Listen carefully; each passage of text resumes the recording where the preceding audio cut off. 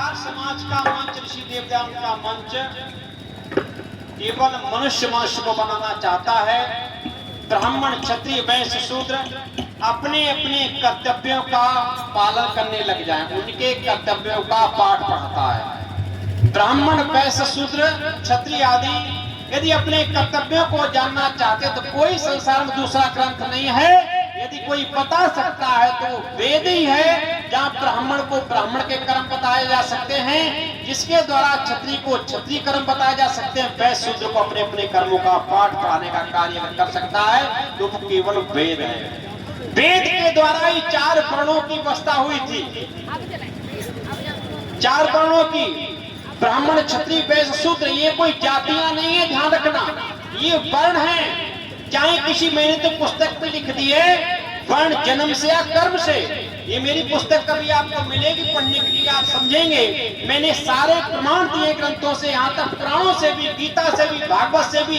ऐसा कोई प्रमाण नहीं, शायद होगा कोई ग्रंथ दिया ना हो, कहीं पर भी मैंने खोजा तो कहीं ऐसा नहीं बताया है कि जन्म से जन्म लेकर के ब्राह्मण कोई होता है। कोई जन्म लेकर के वो क्षत्रिय कहलाएगा, कोई जन्म लेकर के वैश्य कहलाएगा, या जन्म से कोई शूद्र कहलाएगा, ऐसा कहीं किसी ग्रंथ में विधान ना है और ना पहले रहा है। अब आप समझ लीजिए, अगर ब्राह्मण जन्म से होते तो क्या वशिष्ठ जी को ब्राह्मण बनने का अधिकार होता? बोलो। मैं बताता हूं, नहीं मालूम। वशिष्ठ जी कोई जन्म से ब्राह्मण नहीं थे। गणिका गर्भ सम्भूता पश्यस्य महामुनि तपसा ब्राह्मणो जाता संस्कारास्ते कारण। ब्राह्मण वर्ण में नहीं पैदा हुए थे, ब्राह्मण कर्म था उनका। इसलिए गणिका उर्वशी नाम वैश्या के द्वारा वशिष्ठ का जन्म हुआ था। और वशिष्ठ का पिता कोई निश्चित नहीं होता, क्योंकि वैश्याओं का कोई पति निश्चित होता नहीं है। बलात्कार की संतानें होती हैं, एक्सीडेंटल संतानें होती हैं, तो वो बलात्कार की क्रिया से पैदा हुए थे। उनके पिता का कहीं नाम नहीं आता, तो उनके पिता का नाम दिया गया ब्रह्मा। उनके पिता कौन है? ब्रह्मा। ब्रह्मा तो सभी का पिता है, इसका सबका, हम सबका पिता ब्रह्मा, जो रचने वाला ब्रह्मा कहते हैं। जो संसार की, हमारे शरीरों की रचना करता है, संसार की व्यवस्था करता है, वही ब्रह्मा है। इसलिए ब्रह्मा सबका पिता है। 4 मुख वाला ब्रह्मा नहीं, वो भी उसके गुणकर्म स्वभावों को प्रदर्शित करने के लिए 4 मुख वाली मूर्ति बनाई है। 4 मुख वाला मनुष्य कभी पैदा नहीं हुआ, ध्यान रखना। ब्रह्मा कहते हैं जो संसार की रचना करता है, जिस सामर्थ्य के द्वारा, जिस स्वरूप में परमपिता परमात्मा, उस स्वरूप को कहा गया है ब्रह्मा। और जिस सामर्थ्य शक्ति के द्वारा परमपिता परमात्मा इस संसार को चला रहा है, पालन कर रहा है, उस शक्ति का नाम है विष्णु। विष्णु जैसा दिखा दिया गया मुंदरधारी, वो विष्णु नहीं है, वो तो वज्र है उसका। ये अलंकार रूप उसको चित्रित किया गया, ना कि वो स्वरूप नहीं उनका ये। क्योंकि 4 मुख वाला कभी पैदा ही नहीं हो सकता, ना रह सकता है। 4 मुख अगर किसी को होंगे तो बताइए आप, वो सोता कैसे होगा? सोता का लेटता कैसे होगा? क्योंकि इधर 2 हैं, उधर 2 हैं। अगर पट लेटता हो तो भी एक नाक निकलती होगी, गड़बड़ लेटेगा तो भी एक नाक निकलेगी, इधर से तो एक नाक निकलेगी। कैसे? ये कैसे? 4 मुख नहीं, 4 प्रकार की विद्याएं। चतुर्मुखी इसलिए का, वो चारों वेदों का ज्ञाता, 4 प्रकार का ज्ञान विशेष होता है, उसका ज्ञाता होने का, वो सर्व ज्ञाता होने का वो चतुर्मुखी ब्रह्मा कहलाया है। इसलिए उस ब्रह्मा ने ही वेदों में ब्राह्मण वर्ण क्षत्रिय आदि वैश्य 4 वर्णों की व्याख्या की है। मुख ब्राह्मण क्षत्रिय भुजा उदर वैश्य को जान, पैरन को शूद्र का यह है वेद प्रमाण। मुख ब्राह्मण प्रत्येक शरीर में क्या है? मुख ये क्या है? ये ब्राह्मण है।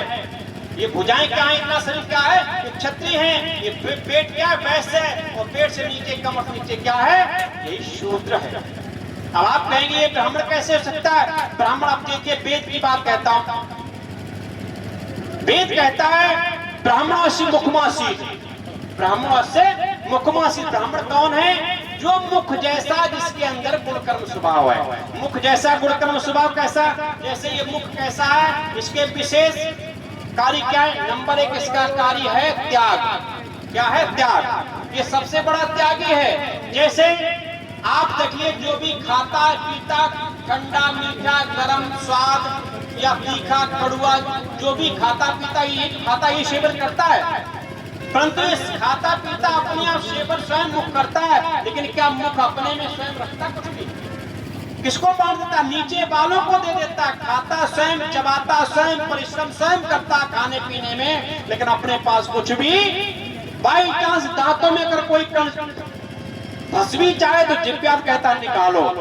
जिब्या जब तक उसको निकाल नहीं देगी, निकलवा तब तक शांत नहीं बैठेगी, लगी रहेगी इसमें फंसा है कोई। आखिरकार नहीं जब जिब्या निकाल पा लिया मन पुरुष रगड़ा धर रगड़ा करके पूरा साफ कर दिया। इतना त्यागी अपने आप में सब नीचे वालों को बांध देते हैं कहते हैं।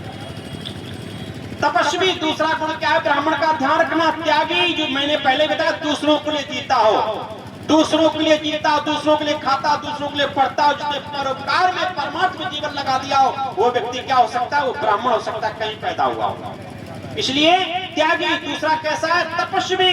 तपस्वी जैसे अभी मुझे सर्दी लग रही है, आपको भी सर्दी लग रही है, अतः इतना कोई कैसे कर ढका किसी ने भी, सब हमारा ढका हुआ, सब मैंने ओढ़ा बिछाया हुआ है, परंतु ये हमारा मुख खुला जाए कितनी सर्दी हो, ये सर्दी महसूस भी नहीं करता।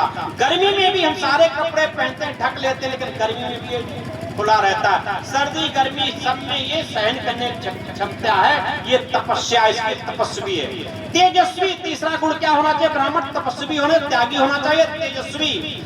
सारे शरीर में तेजस्वी कौन सा, कितना चेहरा, कौन सा हिस्सा होता है बोलो?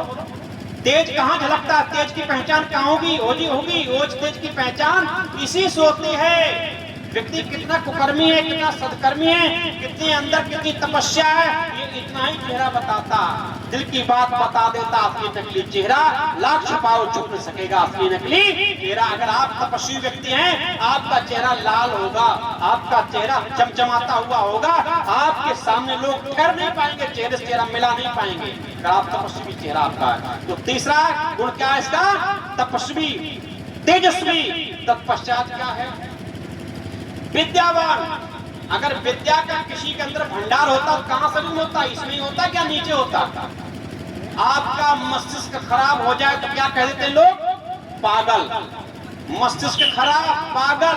तो बुद्धि का विकास, ज्ञान का भंडार है वो क्या है? इस शरीर, इस इतने अंग में ये ज्ञान रखता है, सबको निर्देश देता। पूरा शरीर इस मस्तिष्क के निर्देश में कार्य करता है। यदि आपका मस्तिष्क की सर्जरी कर दी जाए, मस्तिष्क निकाल दिया जाए, तो आपका शरीर किसी काम का नहीं, ना कुछ सोच सकता, ना कुछ विचार सकता। इसलिए विद्या का भी भंडार यही है, समझे?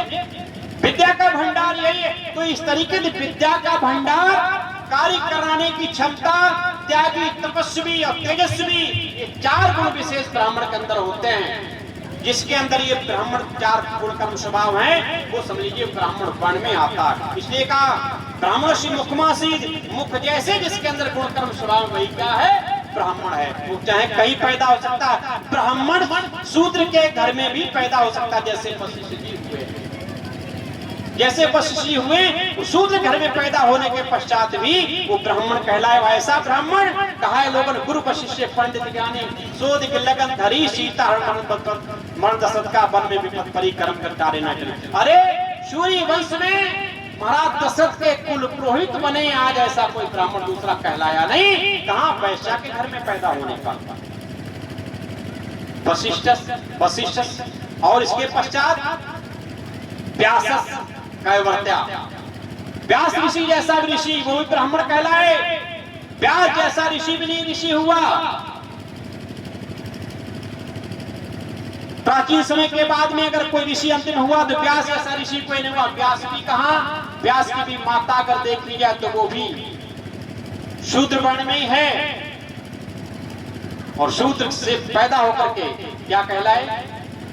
जिनके नाम से आज लोगों ने मंच व्यास गद्दी चला दी, व्यास गद्दी कह दी, जिनके यहां से परंपरा उपदेश की शुरू हुई है। आज लोग अगर उस व्यास के परिवार का कोई व्यक्ति गद्दी बैठ जाए, कहते हैं अब तो व्यास गद्दी दूषित हो गई। उस व्यास के परिवार का कोई व्यक्ति बैठ जाए, कहते हैं इनको कथा कहने का अधिकार नहीं है। अरे जिसके पूर्वजों ने परंपरा चलाई उनको कथा कहने का अधिकार क्यों नहीं? पैसा ज्ञान होना चाहिए। आपके मछली हम मारेंगे, मछली मारने का काम करेंगे, पढ़ने लिखने से कोई हमारा मतलब नहीं है, और फिर तो आप गद्दी के अधिकारी नहीं हो। यदि आप पढ़े लिखे, शिक्षित हो, विद्वान हो, चित्रवान हो, आदर्श हो, आप सबको देश कथा आदि कहने का अधिकार है। इसलिए कोई जन्म से नहीं पैदा होता। ब्राह्मणों से मुखमासी बाहु राजन्या करता। ये बाहु क्या है? ये राजा यानी क्षत्रिय हैं। ये क्षत्रिय का काम करते हैं। आप देख लीजिए, आपके सर पे लाठी मारे, कौन बचाने का उठेगा? सबसे पहले कौन संग उठेगा? बाजू उठेगी, भले ही टूट जाए लेकिन सर की रक्षा करने के लिए बाजू काम करेगी। आपके पैरों पे भी कोई लाठी चलाए, बाजू ये नहीं कि मैं क्षत्रिय हूँ, पैर सूत्र है, मेरी रक्षा नहीं करेंगे। पैरों पे भी अगर कोई लाठी चलाता है, ये पैरों को भी झुक के बचाने का काम करता है। कौन? और कभी कभी तो शूद्रों को दोनों करते हैं काम, ब्राह्मण क्षत्रिय। आपके पैर में कांटा लगता है, पैर शूद्र है और पैर में कांटा लगे, दर्द किसको महसूस होता? बताना सोच समझ के। कांटा पैर में लगता है, दर्द महसूस कौन करता है? बोलो। मस्तिष्क दर्द बताएगा। मस्तिष्क कितना दर्द होता है, कितना जहरीला कांटा है। और जब मस्तिष्क को दर्द हुआ, पंडित जी को दर्द हुआ, लगा शूद्र के दर्द पंडित जी को हुआ।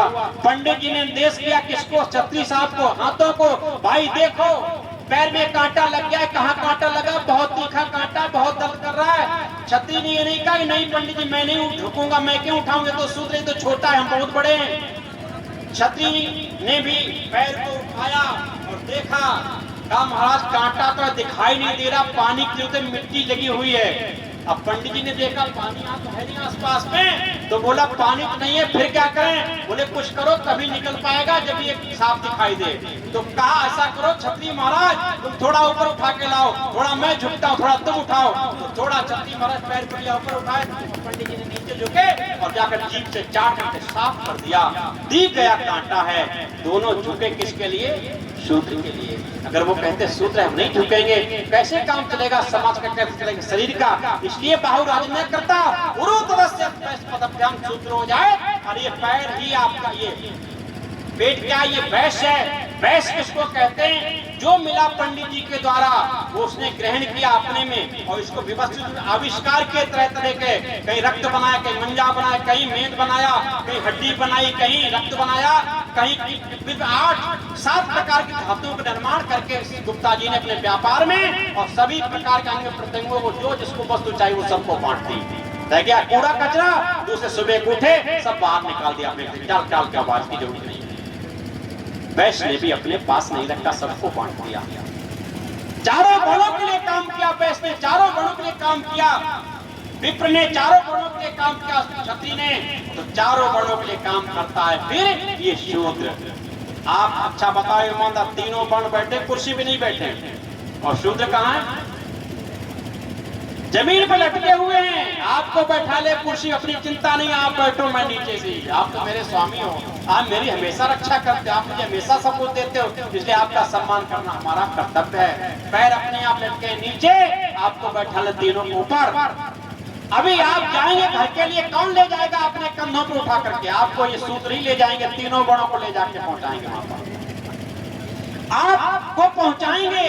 आपके ऊपर कोई अगर वीर आपत्ति हो तो आपको बचाने का भी भगाने का भी काम कौन करेंगे? यही करें। भले ही अपने आप कीचड़ में सम जाए कोई बात नहीं, कांटे लग जाए कोई बात नहीं, कितनी भी दिक्कत आ जाए कोई बात, लेकिन आपको कभी बीच में, जब तक सामर्थ रहेगी आपको बीच में रुकने नहीं देंगे, निकाल के ले जाएंगे। काम करता था शूद्र।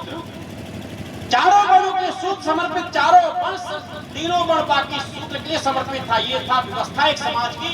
कोई किसी छोटा नहीं, कोई किसी बड़ा नहीं था, सब अपने अपने अधिकारों के अधिकारी थे, सब अपना अपना अधिकार कर्तव्य निष्ठा में कार्य करते, तब ये काम चलता था। जैसे ये पांडाल है, पांडाल के 4 खंभ हैं, अगर एक खंभ को गिरा दीजिए क्या पांडाल खड़ा रहेगा? बोलो नहीं। कितने बड़े चाहे 3 खंभ लगा दिए, चौथा खंभ भले ही छोटा कमजोर क्यों से, लेकिन आपको खड़ा करना पड़ेगा। तंबू चांदना चाहते हो तो दिन पे नहीं तना सकता है। समाज ये 4 वर्ण, ब्राह्मण क्षत्रिय वैश्य शूद्र, 4 वर्ण है। मैं तो कहूंगा प्रत्येक व्यक्ति के अंदर 4 वर्ण होने चाहिए, प्रत्येक व्यक्ति के अंदर 4 गुण होने चाहिए। हमसे कभी कभी पूछते हैं आचार्य जी बताओ आप कौन से जाति से आते हैं? मैंने कि आपको दिखाई नहीं, तो मैं तो आपके सामने हूं। आप जाति में भी लोग हिलत पड़े हैं, जाति, और लोगों ने मान भी लिया है। हम क्या है? हम अहीर जाति, हम क्या लोधी जाति? ये कोई जाति नहीं है भाई, गुमराह हो तुम्हें, ये विधर्मियों ने गुमराह किया है। जाति किसको कहते हैं? ध्यान रखना। आकृति लिंग भेदा सा जाति, ये दर्शन का सूत्र है, वैशिष्ट दर्शन कहता है आकृति लिंग भेदा सा जाति, जो आकृति से दिखाई देवे। जैसे मनुष्य है, ये आकृति अलग सबकी मनुष्य है, मनुष्य के बाद में पशु आकृति अलग है, पक्षी आकृति अलग, कीड़ा मकोड़ा, फिर पशु में प्रजातियां अलग अलग हैं। जाति मनुष्य है, गधा है, घोड़ा है, भैंस है, ऊंट है, बैल है, हाथी है, शेर है, चीता है, ये सब जाति आकृतियों से जो अलग अलग पहचानी जाए, जिसकी अलग अलग शक्लें बनी हुई है, वो है मनुष्य की। कोई रंग रूप तो अलग हो सकता है, लेकिन आकृति एक कैसी है, सबकी आंखें एक कैसी है नहीं, सबके दांत एक ही जगह, सबके कान एक ही, कोई अलग अलग आकृति नहीं है। आकृति दूसरी प्रजाति का हमारे में एक दो जातियां हैं मनुष्य जाति में, नर एक मादा, मनुष्य और स्त्री। तो आप आकृति दोनों की एक, लेकिन कुछ स्त्रीलिंग में कुछ पुल्लिंग में, इसको कैसे पहचानोगे? इसी सूत्र परिभाषा आकृति लिंग भेदा सा जाती। जब लिंग भेद हो जाता तो नर्मादा की भी व्यवस्था अलग हो जाती है, उससे लिंग भेद से भी जान सकते हैं। ये आकृति की पहचान है, लिंग भेद की पहचान जाती है, बाकी कोई जाति। लोग पूछ लेते हैं जाति कौन सी, मैं पहचान तुम्हें नहीं दिखाई दे रहा, मैं किस जाति का हूँ? आपको पशु जाति का दिखाई दे रहा हूँ, पौधे गधे का, पक्षी का, कीड़े का, मुकरिया। फिर बोले ये नहीं, मैं पूछता हूँ, हम ये पूछते हैं आप ब्राह्मण हैं कि ठाकुर हैं? मैंने कि मैं चारों हूँ, मैं चारों हूँ। बोले चारों कैसे हो सकते हैं? मैंने कहा देखो मैं चारों हूँ, आपको बता दो, मैं चाहता भी चारों प्रकार के लोग होवे। प्रत्येक व्यक्ति में चारों गुण का तभी विकास होगा, तभी आप सर्व स्वतंत्र कहलाएंगे। यदि आपके अंदर एक भी गुणकर्म स्वभाव की कमी, तो आप स्वतंत्र नहीं, पराधीन आपको होना पड़ेगा। प्रत्येक व्यक्ति जिस दिन ब्राह्मण बन जाएगा, अविद्या से आप मुक्त हो जाएंगे, नहीं हो जाएंगे? बोलो, जब आप ब्राह्मण बनेंगे तो विद्या के स्वामी बनेंगे, आप अविद्या से मुक्त होंगे कि नहीं होंगे? आपको कोई गुमराह करने वाला है क्या? कोई नहीं। आप ब्राह्मण बने तो विद्यावान बने, प्रत्येक व्यक्ति ब्राह्मण बने, विद्यावान बने, वेदों का विद्वान बने तो ब्राह्मण आप बनेंगे। मैं कहता हूँ आप भी ब्राह्मण बनिए। मैं ब्राह्मण हूँ, जब मैं व्यास गति पे बैठता हूँ, जब मैं उपदेश करता हूँ, प्रवचन करता हूँ, उस समय मैं ब्राह्मण हूँ। जिस समय मैं साहित्य लिखता हूँ, उस समय मैं ब्राह्मण हूँ, क्योंकि मैंने अभी 70 से अधिक पुस्तकों का निर्माण किया है, निरंतर निर्माण हो रहा है, सैकड़ों पुस्तक जीवन में दे दूंगा। तो मैं जिस समय साहित्य लेखन करता हूँ, चिंतन करता हूँ, परमार्थ के लिए कार्य करता हूँ, उस समय मैं ब्राह्मण हूँ। जिस समय मैं बच्चों को अपने विद्यालय पढ़ाता हूँ, उस समय मैं ब्राह्मण हूँ। जिस समय उपदेश करता हूँ, उस समय ब्राह्मण हूँ। तो यदि कोई व्यक्ति हमारे सामने किसी को सताए और जब मैं उसकी रक्षा का काम करता हूँ, तो मैं उस समय क्या हूँ? मैं क्षत्रिय हूँ, मैं क्षत्रिय हूँ। उस समय जब रक्षा का काम करता हूँ, मैं क्षत्रिय हूँ। और जब मैं आविष्कार करता हूँ किसी प्रकार का, जैसे मैं अपनी दुकान पर बैठता हूँ, मेरी दुकान भी है, उस समय मैं क्या हूँ? मैं वैश्य, मैं व्यापार करता हूँ। और जिस समय मैं सेवा करता हूँ दीनों की, दुखियों की, माता की, पिता की, गुरु की, आदि उपेक्षित लोगों की, समाज की, उस समय मैं क्या हूँ? उस समय मैं शूद्र हूँ। अपने शरीर की भी सेवा करता हूँ, उस समय भी मैं शूद्र हूँ। जिस समय स्वयं भी शौच करता हूँ, उस समय भी मैं शूद्र हूँ। हम चारों वर्णों के अधिकारी हैं। चतुर्वर्ण में श्रेष्ठ, मैं ही श्रेष्ठ हूँ। प्रत्येक व्यक्ति जब भी श्रेष्ठ कहलाएगा, चारों वर्णों के अधिकारी।